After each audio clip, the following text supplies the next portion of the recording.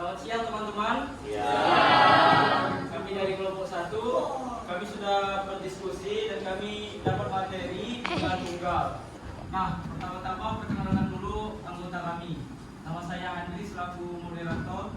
Nama saya Dita Salma Azhara. Nama saya Nadia Hansuji Putri. Nama saya Nadira Alfa. Nama saya Dawar Nanda Sapiti. Nama saya Muhammad Firtaul. Nama saya Roland Faisal. Nama saya Tabita Bunda Sakairagi. Nama saya Nandora Subari. Nah, kita langsung aja ke materinya yang pengertian ini akan dibacakan oleh Vita dan Nadia. Bunga tunggal juga dikenal sebagai bunga sederhana. Adalah jenis bunga dihitung hanya berdasarkan jumlah pokok, pinjaman atau investasi awal. Dalam sistem bunga tunggal, bunga tidak ditambahkan ke pokok untuk perhitungan bunga periode berikutnya. Dengan kata lain, bunga hanya dihitung sekali pada akhir periode tertentu tanpa mempertimbangkan akumulasi bunga sebenarnya. Metode perhitungan bunga tunggal sering digunakan dalam pinjaman jangka pendek atau investasi sederhana. Keuntungannya adalah perhitungan yang lebih mudah dan transparan bagi peminjam atau investor. Namun dalam jangka panjang, bunga tunggal menghasilkan pertumbuhan yang lebih lambat dibandingkan bunga panigung, di mana bunga dihitung berdasarkan pokok yang ditambahkan bunga yang telah terakumulasi dari periode sebelumnya. Nah, rumus bunga tunggal ini akan dibacakan oleh Vita.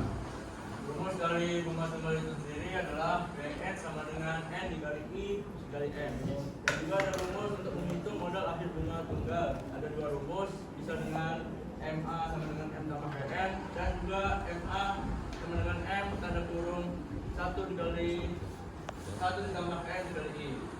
Keterangannya, MA adalah jumlah atau modal akhir dari bunga tunggal, M adalah jumlah atau modal awal dari bunga tunggal, I adalah suku bunga, N adalah periode, dan B adalah besar bunga. Nah, ciri-ciri bunga tunggal akan dibacakan oleh Nabila. Jadi untuk ciri-ciri bunga tunggal, pertama bunga hanya dihitung berdasarkan jumlah pengeluaran atau investasi awal. Yang kedua, bunga tidak ditambahkan ke pokok untuk perhitungan bunga periode berikutnya. Yang ketiga, bunga dihitung sekali pada akhir periode tertentu tanpa mempertimbangkan akumulasi bunga sebelumnya. Yang keempat, sering digunakan dalam pinjaman jangka pendek atau investasi sederhana. Yang kelima, perhitungan yang lebih mudah dan transparan bagi peminjam atau investor. Dalam jangka panjang, maka pertumbuhan lebih lambat dibandingkan dengan bunga menjemur. Yang terakhir, menggunakan rumus sederhana L sama dengan T dikali R dikali T, di mana L adalah jumlah bunga, T adalah pokok, R adalah suku bunga, dan T adalah waktu. Nah, perbedaan ini akan dibacakan oleh Naura. Baik, perbedaan bunga madinu dan bunga tunggal terletak pada nilai bunga setiap periodenya, di mana bunga tunggal memiliki nilai bunga yang sama sejak modal pertama sampai akhir, sementara nilai bunga madinu tidak akan berubah-ubah setiap periodenya. Contoh soal yang pertama ini akan dibacakan oleh Lalu. Maka soal yang pertama yaitu jika Yohan menabung uangnya sebesar 15 juta rupiah hingga dengan bunga tunggal yang ditawarkan sebesar berapa persen per tahun, maka tentukan total saldo tabungannya pada akhir tahun ke-6. Diketahui M sama dengan 15 juta rupiah, I sama dengan 8% per tahun, N sama dengan 6 tahun. Yang ditanyakan N tahun ke-6 adalah penyelesaiannya, yaitu Mn sama dengan M dalam kurung 1 tambah N kali kemudian M6 sama dengan 15 juta dalam kurung 2 tambah berapa persen yang berubah menjadi 0,08 sama dengan 15 juta dikali 1,14 yang hasilnya 22 juta 200 rupiah. Nah, untuk contoh soal kedua ini akan dijelaskan oleh Vita. Nah, contoh soal kedua ini berbeda pemakaian caranya dari contoh soal pertama tadi. Kalau contoh kedua ini kita menggunakan rumus M kali I dikali M. Nah, lalu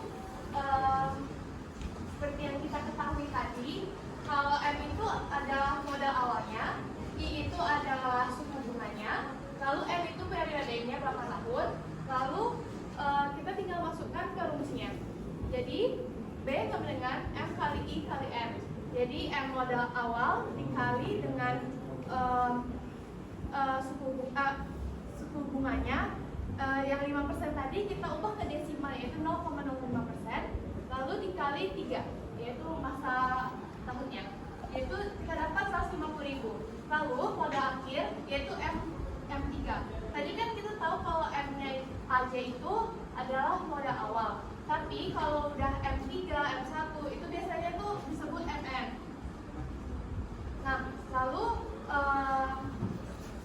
M3 itu akhir tahun yang biasa kita dapatkan berapa bunganya.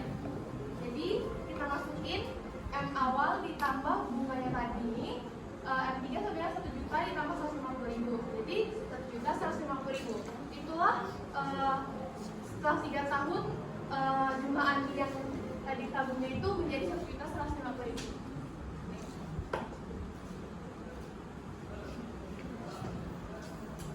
Saya akan menjelaskan contoh ketiga. Saya bacakan aja soalnya. Agus menabung 1 juta. Diketahui pertama jumlah modalnya atau M-nya itu sama dengan 1 juta. M sama dengan 1 juta.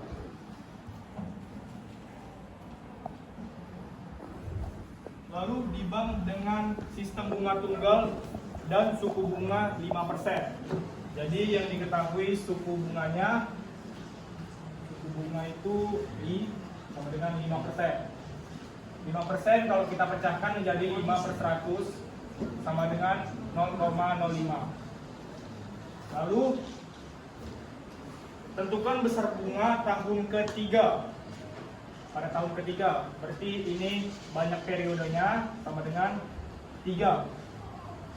Nah, seperti yang dijelaskan oleh siapa tadi bagian rumus?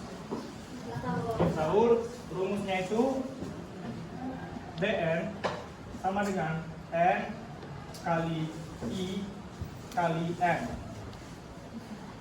Tinggal kita masukkan N sama dengan 3 dikali I sama dengan 5% karena telah dipecahkan menjadi 0,05 dikali M 1 juta.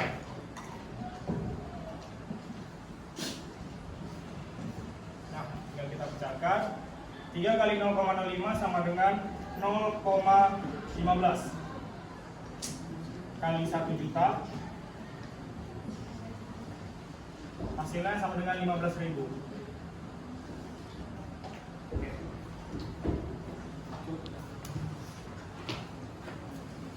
Nah, sekian dulu teman-teman dari penjelasan kami kelompok 1 yang berjudul bunga tunggal. Mohon maaf apabila ada salah kata. Sekian dan terima kasih.